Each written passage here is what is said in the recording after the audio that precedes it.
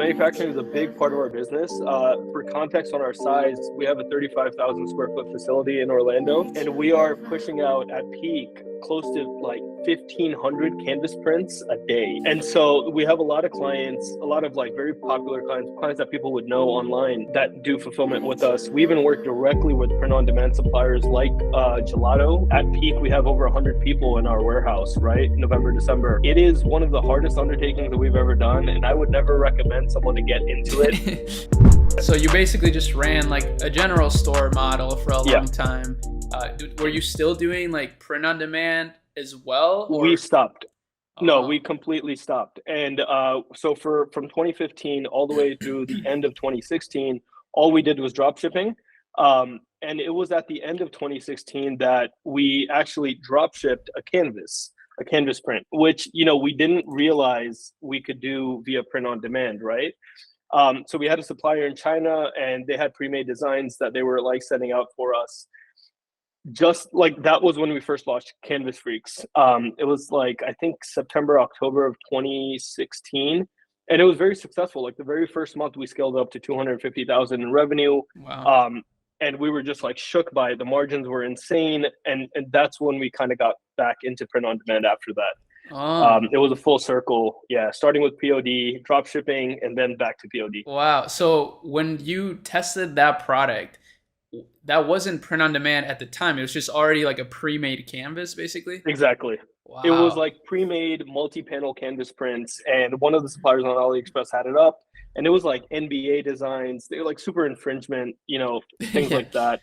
And so we would just, launch whatever they had in their store, and it worked. And then like something clicked in our minds where, and I'm sure at that time we felt like geniuses, right? We were like, hey, this is like t-shirts, but on canvas. Why can't we do our own designs?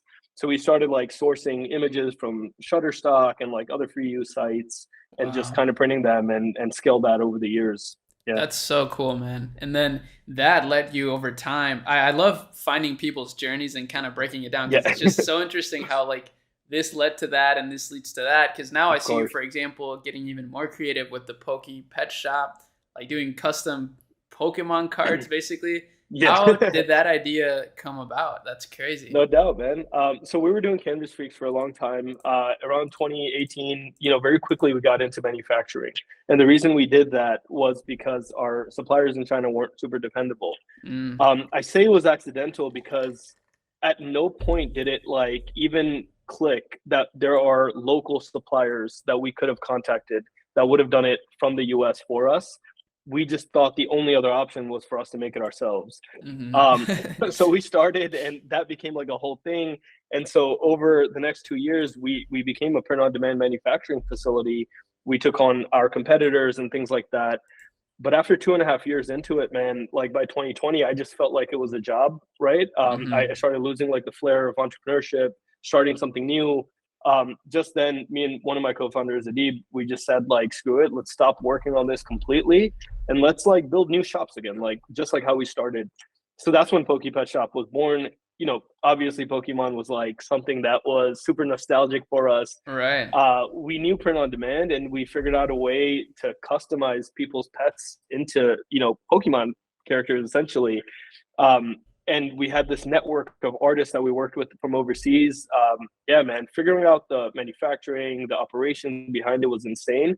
But the idea was like born out of love from like our childhood. That's amazing. of just, being into it. That's just crazy that you figured out the manufacturing of it. Like, that sounds like a crazy undertaking. Do you think so when it comes to manufacturing, what are some things that you learned about it, and what, like, do you still do manufacturing? Right, you still do. We do. Manufacturing is a big part of our business. For context on our size, we have a 35,000 square foot facility in Orlando. Wow. And we are pushing out at peak close to like 1,500 canvas prints a day. And so we have a lot of clients, a lot of like very popular clients that people would know online, that do fulfillment with us. We even work directly with print-on-demand suppliers like Gelato, if you know them, along with a few others. Like we're trying to build relationships with Printful, Printify, and so like that's kind of what we do. Smart. But going back to manufacturing, man, I mean, it's It's hard, dude. Like, it is one of the hardest undertakings that we've ever done, and I would never recommend someone to get into it, right? But because we did it by accident, it worked out well for us. I mean, it's Hmm. something that it's incredible, and we'd never let it go, man. Some of the most difficult aspects of it are obviously employee management. At peak, we have over 100 people in our warehouse, right? November, December.